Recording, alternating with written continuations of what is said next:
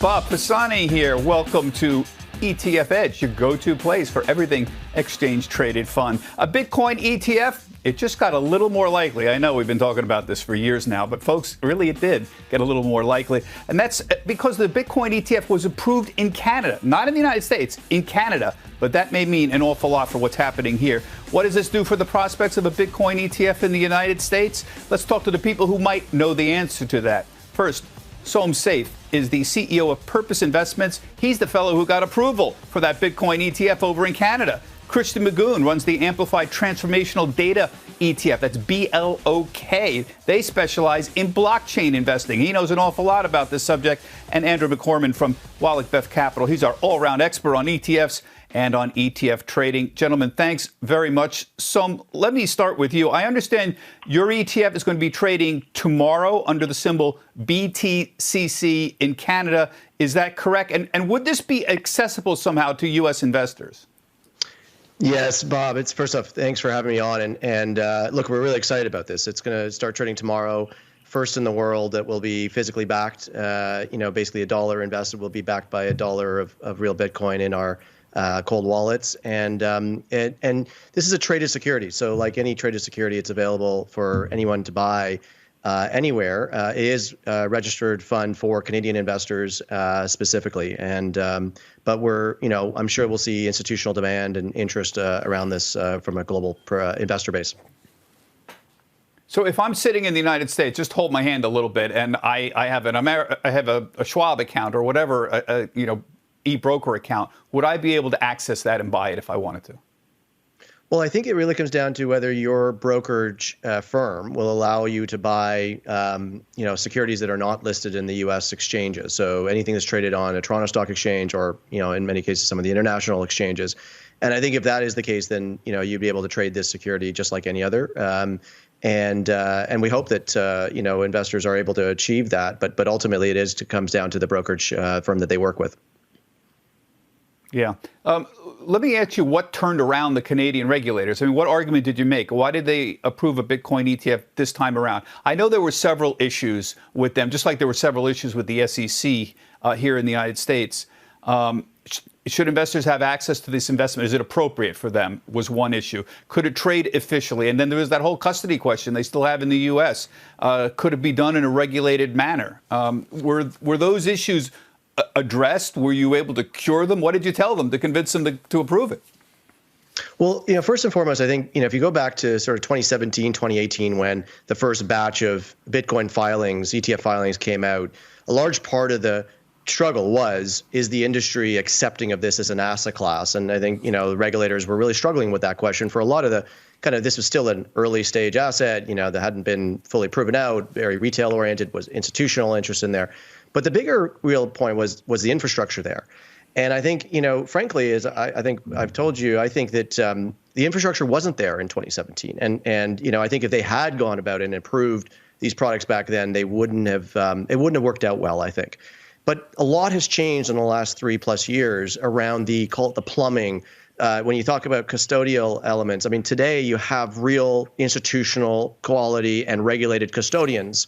You have futures market that just wasn't really there a number of years ago, but today is now a heavily traded and very liquid market from a market maker's perspective and a liquidity perspective. There's the ability for market makers to now, directly trade in the Bitcoin market as opposed to only using the futures market. So there's so much plumbing that has been built into this space in the last number of years. And I think that from a regulatory perspective, you were able to address, and we were able to address with the Canadian regulators, those key hurdles, those key questions over the last couple of months.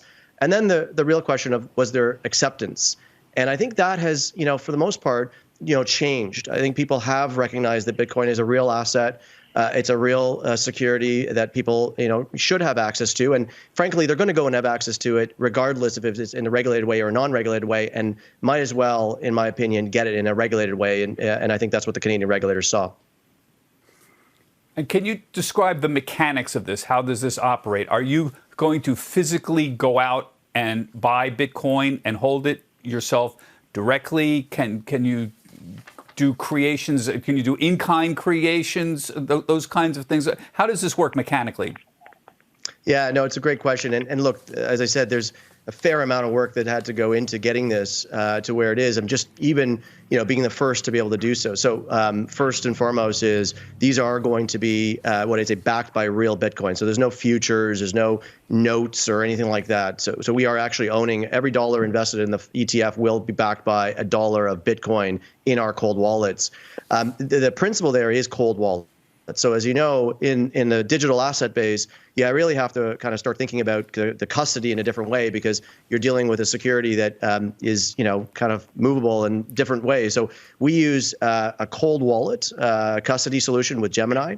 That's actually the unique element of what we've done. So we don't have to actually store a large part of any part of our Bitcoin in hot wallets, which is where you have the risk of, potential hacking or risk of, it not being secure for you. And then the principle there was then how do you get the fluidity for daily activity, daily trading, buying and selling within the security. So we worked with our market makers, with our custodian, and with our, I'll call it broker dealers, trading agents, ensuring the ability to execute this. And what doesn't get lost on this, Bob, is that we're dealing with a digital asset that effectively settles instantaneously. And then, of course, the regular ETF and the market, security market, trades in a T+1 or T+3 settlement. And managing those gaps is a really important part of this. And some of the stuff that our team has really built into this. Yeah. Andrew, let me just turn to you. I wonder, you're an observer of all of this for many years. Yeah. What, if any, effect is this going to have on the prospects for a Bitcoin ETF in the United States? I mean, you and I have discussed this for years now. The SEC made it pretty clear to everybody in the last couple of years they're not going to approve a Bitcoin ETF unless, number one, you address the issues of market manipulation around prices. They said they couldn't get their head around the way the Bitcoin prices on some of these exchanges, particularly overseas exchanges, number one. And number two, issues around custody, around the wallets getting stolen and other issues around custody. How do you feel about all this? Do you think that a Bitcoin ETF has made progress? Yeah, I think it has. I'm going to take everybody out of the weeds a little bit here. Those are good technical things that we want, obviously, our listeners to learn. But I'll take you, right out of the weeds to the basics here. So first of all, Sam, congratulations. It's quite an accomplishment. I think it's great. Partnering with Gemini is great, Bob. There's big players in the ETF world making these moves. Dave Abner used to run Wisdom Tree Europe. He's over at Gemini. He's an ETF guy, so he understands the plumbing. Remember, good ETFs throughout the last 2 decades solve problems. This Bitcoin ETF and the future U.S. ETF is going to solve a problem, right? And that is the plumbing, just like he said. You want to take on the plumbing yourself? You certainly don't want as a retail. And if you're running a treasury fund for a state, you don't want to take on the plumbing yourself either. That's the whole point of the ETF. The ETF is going to manage the plumbing both from a regulatory and a seamless standpoint. Commenting on the Canadian ETF, so just going back to that first point, we will be able to access that Canadian ETF for our institutional clients. Now, everyone should know there is going to be a currency layer on top of that, right? You can't buy and settle in U.S. dollars a Canadian listed product. So there's going to be a currency big there. Good brokers will do a good job at minimizing that. It's something to be away from if you trade foreign ETFs. That's part of it. As far as it coming to the U.S., I think this is going to lay the groundwork. Again, a lot of people don't want to do the legwork to figure out what is good. They want to hire an expert, right? His firm and the subsequent U.S. firm that launches this is going to be the portfolio manager of the fund, right? It's not just a tool. So you're going to rely on their expertise to kind of to move those things along. And the plumbing has come a long way. When we talked about it a few years ago, market makers weren't involved. As popularity increases, the spreads allow market makers to figure out how to make markets in these underlying coins, and they're going to do it. And of course, it's going to mitigate single stock risk. I'd be interested to have single coin risk, excuse me. I'd be interested to have a question what other coins it's going to hold. I'm sure a subsequent U.S. one would not just be all Bitcoin. And if it holds the other coins, then it's really going to be successful, because it's hard for the investor to choose outside of Bitcoin and Ethereum. I happen to be long Ethereum. Which ones really mean anything? That's right. So this just holds Bitcoin, right? That's right. So this is just a pure play, 100% Bitcoin. And we think that that's an important product first to bring. I do think that there's an opportunity to bring, an Ether strategy or other things like that. And I'm not as big a fan of bringing a multi-coin asset at this stage. I think there's more exciting things to do in decentralized finance and other things like that. But I think this is, for us, the 2 main coins that I think are really interesting are Bitcoin and then subsequently maybe an Ether. Yeah, and Bob, it just adds a regulated ticker so people can feel comfortable trading it versus opening a Coinbase account. Right. That's why it's going to be a success. Sure. No, I agree with your point that an average investor doesn't want to deal with all the plumbing issues, and that is a major problem for Bitcoin. Christian, I want to bring you in here. You've got some milestones as well. You run that Amplify Transformational Data ETF. The symbol is BLOK. It crossed over $1 billion this week, 8th best performing ETF in the U.S., and this is primarily a bet on not cryptocurrencies, but blockchain itself, which is what I'm really interested in. Are there really enough companies around right now that are devoted to blockchain that can enable you to actually get positions on this? Yeah, well, we definitely think so, Bob. We launched the ETF back in 2018. And the universe of companies has only expanded. We've seen more pure plays, certainly IPOs, spinoffs, and even now some SPACs that are quite interesting. The fund has 54 holdings, and we can talk a little bit about those. Kind of interesting, though, going back to Purpose's Bitcoin ETF, and congratulations to Sam. He's been super innovative for a long time. Currently you can only really buy GBTC as a packaged product in the U.S. There is a Bitwise offering as well.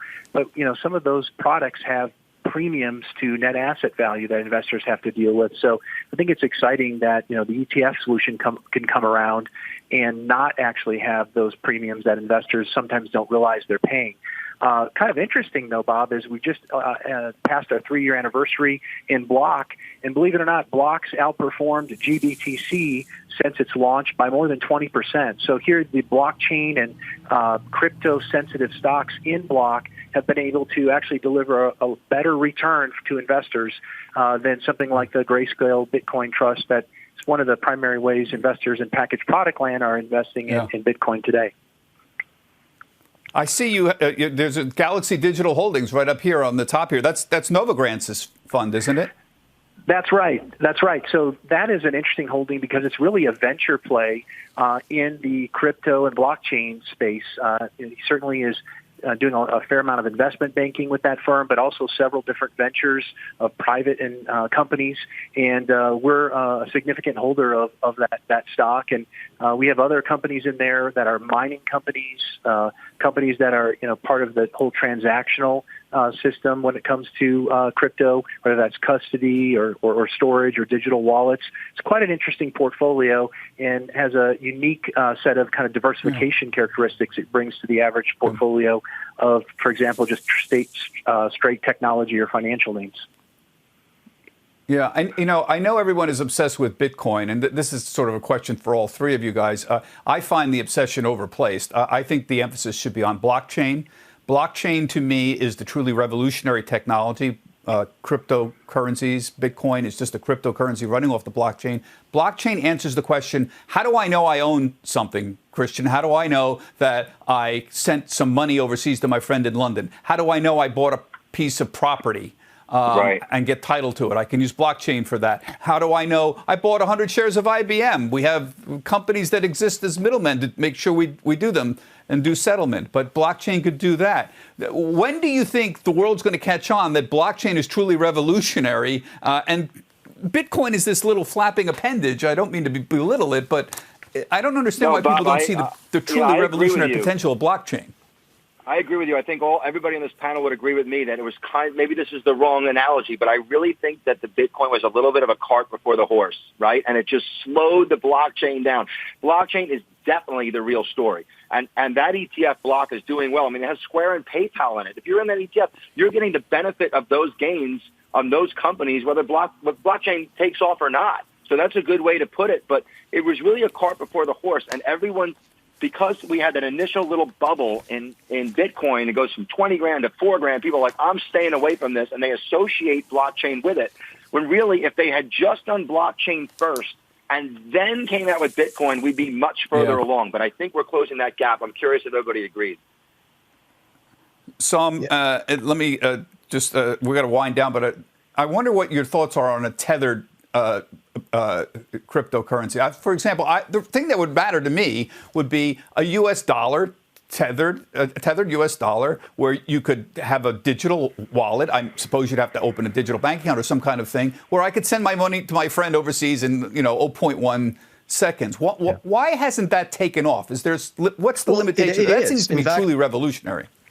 Yeah, I mean, Bob, it is. I mean, first off, to your question earlier, like, look, Bitcoin, you have to respect what Bitcoin did. It is unbelievably fascinating how this technology has been built and the original principle of it, but it's a very linear mindset. What it has now done, Bitcoin has become more of this kind of asset store of value principle, less on the technology side. But the underlying technology then spawned all the subsequent things like Ethereum and other, stablecoin principles, which to me are revolutionary. And I look, I mean, from a principle perspective, I think from a technology investor perspective and a business manager and a business operator, you need to be paying attention to blockchain.